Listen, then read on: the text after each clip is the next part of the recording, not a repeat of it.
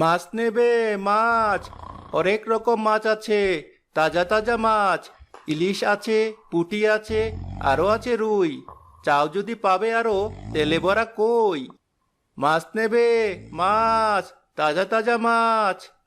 কবির যখন ডাক ছেড়ে ঝুড়িতে করে মাছ বেচে বেড়াচ্ছিল, তখনই তেঁতুল গাছের চূড়ায় বসে থাকা শাকচুন্নির ঘুম ভেঙে গেল। কে কে আবেলে আমার ঘুম ভাঙিয়ে দিল? কানে তো পুরো সাহস, দেব নাকি ঘাটটা মুটকে?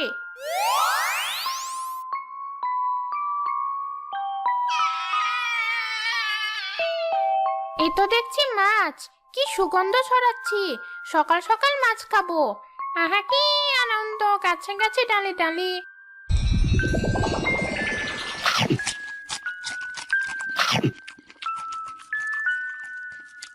কি স্বাদ! মাছ তো নয়, যেন নলেন গুড়ের সন্দেশ। যাই, আবার কিছুক্ষণ ঘুমিয়ে নি।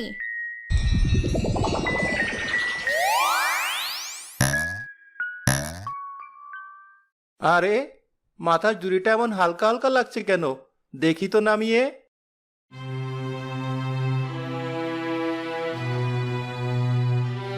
হায় হায়, মাছ গেল কোথায়? আমার একই সর্বনাশ হলো। কে কোথায় আছো? দেখে যাও, আমার সব মাছ চুরি হয়ে গেছে।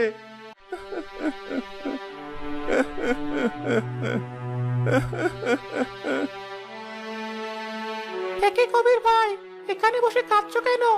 একটু আগেই তো দেখলাম তুমি মাছ বেচে বেড়াচ্ছ। আর বলো না ভাই, আমার সব মাছ চুরি হয়ে গেছে।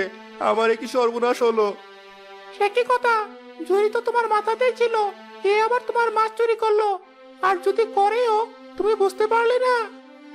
আমিও তো সেটাই ভাবছি, এখন আমার কি হবে? কেঁদো না কবির ভাই, যাও বাড়ি ফিরে যাও। কপালে যা আছে তা তো আমাদের ভোগ করতেই হবে। মন খারাপ করো না, যাও। রাজুর কথায় কবির বাড়ি ফিরে গেল। তাকে তাড়াতাড়ি বাড়ি ফিরতে দেখে তার স্ত্রী রীতা বলল, এ কি, তুমি এত তাড়াতাড়ি বাড়ি ফিরে এলে যে? আর তোমার মুখটা এমন দেখাচ্ছে কেন?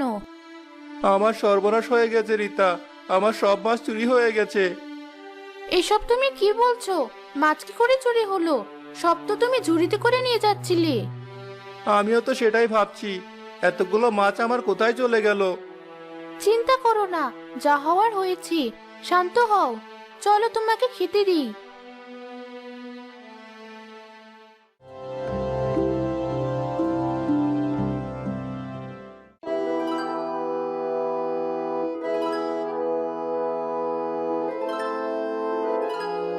কি মাছ, কি স্বাদটা!